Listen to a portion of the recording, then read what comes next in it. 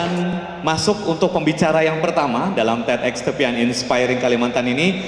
Kita kasih clue-nya dulu ya. Jadi bacain infonya dulu. Adalah peraih IPK tertinggi pada Fakultas Ilmu Komputer UI pada saat kelulusannya. Dan dia berasal dari Banjarbaru, Kalimantan Selatan. Terus juga yang menjadi first runner-up Maybank Case Challenge di Malaysia, third winner Imagine Cup Software Design by Microsoft, membuat sistem informasi distribusi daerah.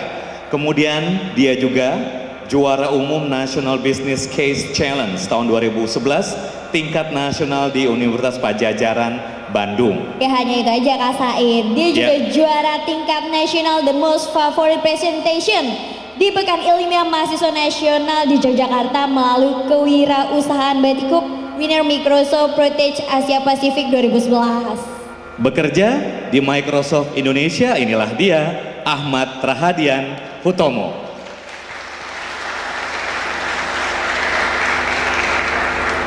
Oke, Assalamualaikum warahmatullahi wabarakatuh.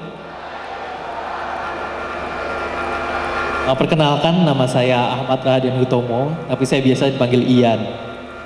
Hari ini saya sedikit banyak cerita tentang perjalanan saya 4 tahun di kuliah terus sampai sekarang. Yang saya akan fokuskan, tema dari presentasi saya kali ini adalah bagaimana perubahan sedikit pada mindset teman-teman, pada mindset saya terutama, itu dapat berpengaruh besar terhadap kehidupan kita.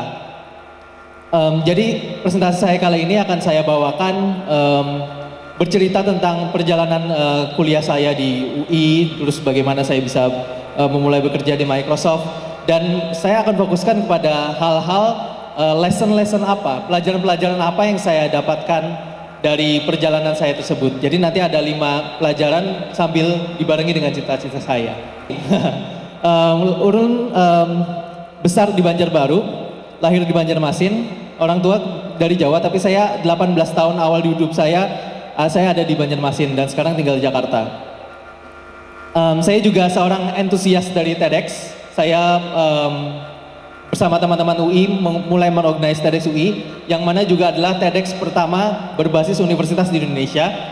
Saya juga sering berkunjung ke TEDx lainnya, TEDx Jakarta, TEDx Singapura. Yang menarik dari komunitas TEDx ini adalah kemanapun Anda pergi, Anda bisa berdiskusi dengan siapapun orangnya, dengan latar belakang apapun, tentang ide apapun. Itulah yang saya temukan menarik dari hal TEDx ini yang tidak saya temukan di komunitas-komunitas lain. Oke, cerita saya dimulai sebenarnya adalah pada saat saya diterima di UI. Dulu saya bersekolah di SMA Negeri 1 Banjarbaru, which is sebagian besar itu melanjutkan kuliah ke Universitas Lambung Mangkurat. Tapi saya berpikir, kenapa Unlam saja? Kenapa saya nggak mencari universitas yang lebih menantang? Oleh karena itu, saya mengambil tantangan besar pertama di hidup saya, yaitu saya ingin mencoba untuk masuk UI. Padahal pada saat itu saya bukan yang paling pintar di sekolah, bukan peraih nilai ujian tertinggi, tapi saya mengambil tantangan ini. Jadi sekolah saya mendapatkan 7 formulir PMDK pada saat itu, PPKB namanya. Saya satu-satunya yang mengambil formulir itu, padahal sekolah saya diberikan 7 kesempatan. Dan perjalanan saya di UI juga tidak mulus. Saya awal di kuliah UI itu tidak punya teman. Jadi dari Kalimantan Selatan itu hanya ada 3 orang yang masuk UI. Saya, ada 1 anak di FE dan 1 anak di Fakultas Hukum yang saya kenal. Jadi saya di sana sendiri, tinggal di asrama. Saya harus mencari teman-teman baru, harus mempelajari hal-hal baru. Pada saat saya pertama kali berkuliah di Fakultas Ilmu Komputer, saya mungkin adalah satu dari sekian sedikit yang tidak pernah menyentuh programming selama SMA. Jadi masuk Fakultas Ilmu Komputer, meskipun saya passionate di IT, tapi saya tidak pernah melakukan programming, sedangkan kuliahnya isinya programming semua. Jadi itu adalah tantangan pertama yang saya dapatkan di hidup saya. Kemudian saya juga mungkin bisa dibilang anak TI yang agak aneh, karena saya demennya melakukan hal-hal baru, mencari-cari hal baru, terutama di bidang bisnis. Ini adalah bisnis yang saya inisiasi bersama teman-teman saya, namanya Batik Cube. Nggak ada hubungannya sama sekali sama TI. Jadi basically kita cuma membuat bagaimana caranya, kita berpikir bagaimana caranya untuk membuat batik itu bisa dipakai di kesempatan apapun. Mau olahraga, mau ke mall, mau kemana. Jadi orang yang pakai batik itu nggak dibilang Pak Camat lagi kalau mau kuliah. Orang yang pakai batik kalau ke mall tuh jadi nggak aneh. Dari dua hal ini, saya menemukan pelajaran pertama yang saya dapatkan di 4 tahun terakhir hidup saya, yaitu tidak ada perkembangan di comfort zone Anda dan tidak ada kenyamanan di growth zone Anda, di area tumbuh Anda. Saya pernah ngobrol dengan salah satu petinggi, kebetulan saya pernah ikut acara Maybank, salah satu direktur di sana, yang dia berikan kenapa sih orang-orang itu nggak mau berubah, kenapa orang-orang itu maunya begitu-begitu aja, maunya di situ-situ aja. Karena memang changes is pain, perubahan itu adalah kesakitan. Orang-orang yang berubah itu adalah orang-orang yang mau menerima kesakitan itu untuk satu hal, yaitu untuk bertumbuh. Saya selama kuliah juga bersama teman-teman saya pernah mengembangkan suatu sistem namanya Red Hub. Red Hub ini adalah sistem informasi distribusi darah. Hal ini berawal dari hal ini diikutkan dalam lomba yang nama Imagine Cup. Jadi saya mengikuti Imagine Cup ini bukan yang pertama kali. Jadi saya pernah mengikuti Imagine Cup pada tahun-tahun sebelumnya dan nggak pernah menang. Sampai suatu saat saya menyadari bahwa saya selama jadi mahasiswa IT, saya bikin produk, bikin macam-macam itu hanya karena saya ingin bikin. Pada kesempatan saya pertama saya ingin mengikuti Imagine Cup adalah saya pengen membuat sistem informasi untuk distribusi pada saat bencana. Namun saya tidak banyak bertanya, tidak banyak melakukan riset apakah sistem informasi itu mungkin dilakukan dan apakah problemnya benar-benar ada. Sampai akhirnya pada saat itu ternyata sistem distribusi darah itu sangat rumit, sistem distribusi untuk bencana itu sangat rumit untuk dilakukan. Sehingga pada saat saya ngobrol-ngobrol dengan orang-orang dari PNPM, dari PNI, ternyata yang paling dibutuhkan di Jakarta dan di Indonesia pada umumnya adalah sistem informasi distribusi darah. Karena apa? Karena kebanyakan rumah sakit, terutama yang tidak memiliki bank darah, itu seringkali menemui kesulitan dalam mendapatkan darah, terutama pada saat emergensi. Pada saat emergensi orang bisa membutuhkan 30 sampai 20-30 kantong darah secara langsung, sedangkan itu belum tentu ada di rumah sakit di Jakarta dan di daerah pada umumnya. Berawal dari problem itulah saya berpikir dengan teman-teman saya di ilmu komputer, bagaimana kalau kita membuat sistem informasi distribusi darah berangkat dari problem ini. Dan ternyata memang inisiatif-inisiatif dan inovasi-inovasi yang berawal dari sebuah problem, itulah yang mampu menciptakan sebuah solusi. Dari inovasi saya ini, alhamdulillah saya mendapatkan apresiasi dari Microsoft Indonesia. Saya dapat juara 3 di Imagine Cup dan sempat di feature di salah satu blog TI juga.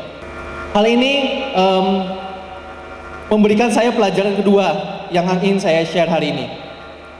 Pelajaran kedua adalah ada suatu quotes yang bilang bahwa victory loves preparations. Sebuah kemenangan, keberhasilan itu sangat menyukai, sangat mencintai persiapan-persiapan.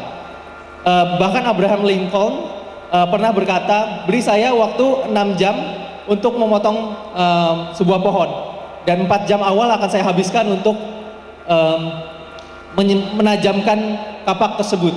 Jadi keberhasilan itu membutuhkan persiapan, membutuhkan pemikiran-pemikiran dan tentunya persiapan-persiapan yang sangat memadai.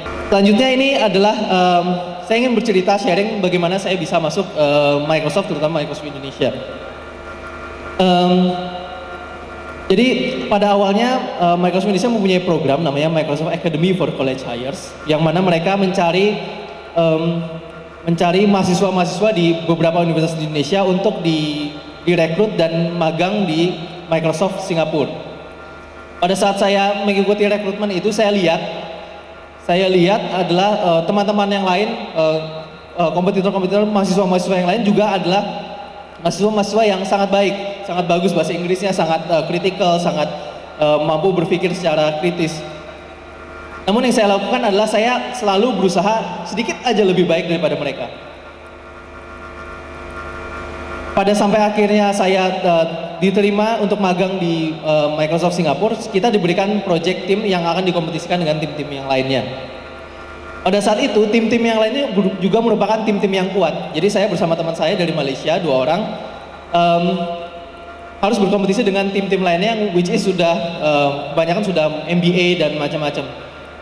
Tapi yang kami lakukan adalah, bagaimana cara memenangkan kompetisi ini, yang kami lakukan adalah hal-hal sederhana.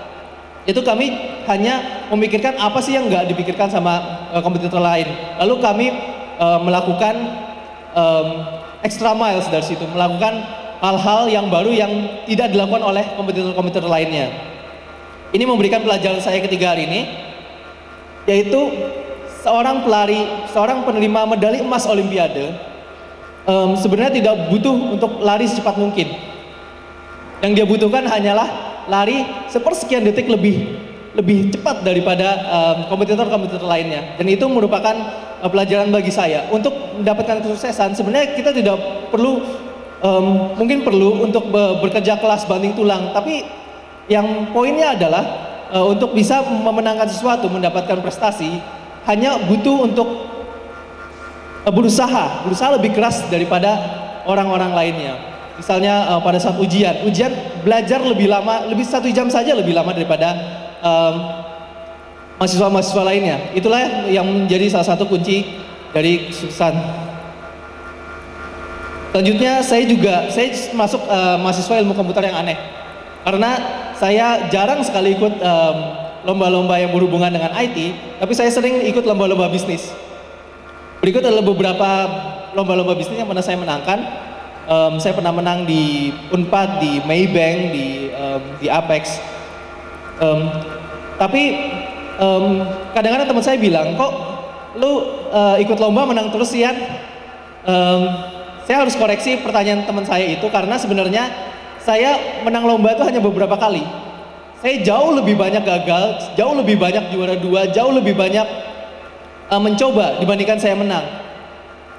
Hal inilah yang memberikan saya sebuah pelajaran bahwa kemenangan-kemenangan besar, hadiah-hadiah besar, prestasi-prestasi besar sebenarnya itu dibangun di atas kemenangan-kemenangan dan keberhasilan-keberhasilan kecil. Dan seringkali keberhasilan itu dibangun di atas banyak sekali kegagalan. Gagal tidak apa-apa, suatu saat insya Allah akan berhasil. Lesson saya yang kelima adalah berani untuk bermimpi yang besar. Saya di sini seorang yang biasa-biasa saja, tapi saya berani bermimpi yang besar, dan tentunya juga harus berani untuk melakukan hal yang besar. Jadi di sini ada yang ingin saya ceritakan adalah ini adalah foto saya pada saat mahasiswa baru. Ini membuktikan bahwa saya pernah kurus. Di situ saya tulis, harapan saya sebenarnya apa sih pada saat mahasiswa baru itu? Harapan saya adalah insya Allah cum laude, amin. Dan saya berani pada saat awal saya masuk kuliah, saya tidak mengetahui bagaimana sih mahasiswa-mahasiswa dari daerah lain, bagaimana berkuliah di UI. Tapi saya berani bermimpi untuk bisa lulus di UI dengan predikat cum laude. Pada saat dan alhamdulillah saya bisa mendapatkan predikat cum laude, dan tidak hanya di Fasilkom, tapi juga di seluruh UI. Asik.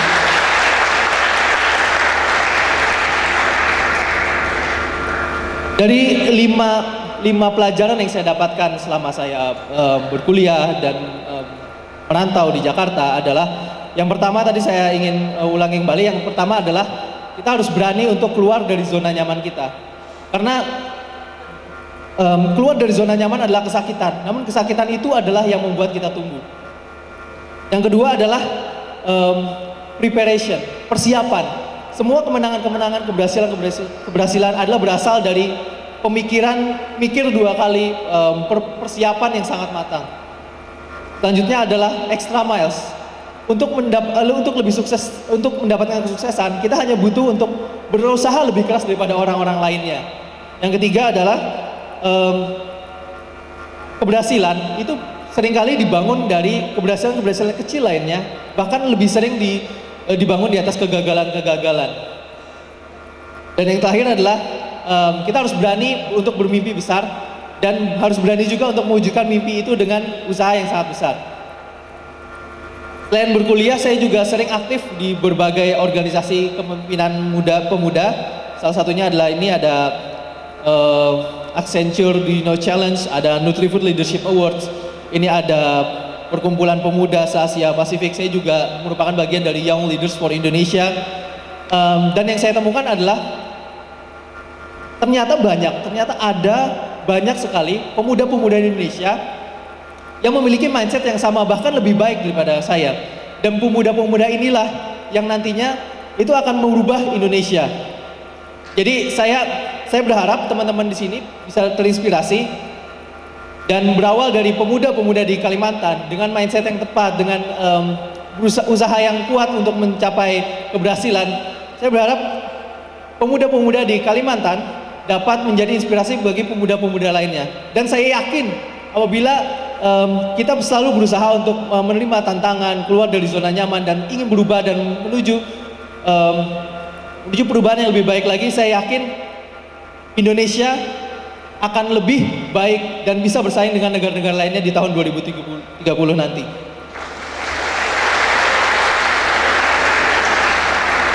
Kiranya itu yang bisa saya sampaikan. Saya bisa dihubungi melalui kontak berikut @ianutomo dan @hotmail.com. Saya akan senang sekali apabila saya bisa berdiskusi dengan teman-teman Kalimantan di sini. Sekian dan terima kasih. Ya, jadi itulah tadi yang sudah disampaikan oleh Ahmad Rahadian Hutomo. Jadi memang banyak sekali hal-hal. Terima kasih juga untuk informasinya. Saya juga banyak belajar bahwa memang selama ini kita sudah sangat tahu sekali kita harus keluar dari comfort zone. Tapi yang paling penting adalah tadi yang perlu saya catat, big prize come from little wins. Jadi kalau tadi Mas Dian bilang memang banyak yang mengeluh-elukan, banyak yang memberi puji-pujian ketika dia menang prestasi. Padahal banyak orang nggak tahu kalau Mas Dian ini juga banyak pernah kalah, pernah gagal sebelum tampil di ajang-ajang internasional. Kita kasih tepuk tangan lagi untuk Mas Dian.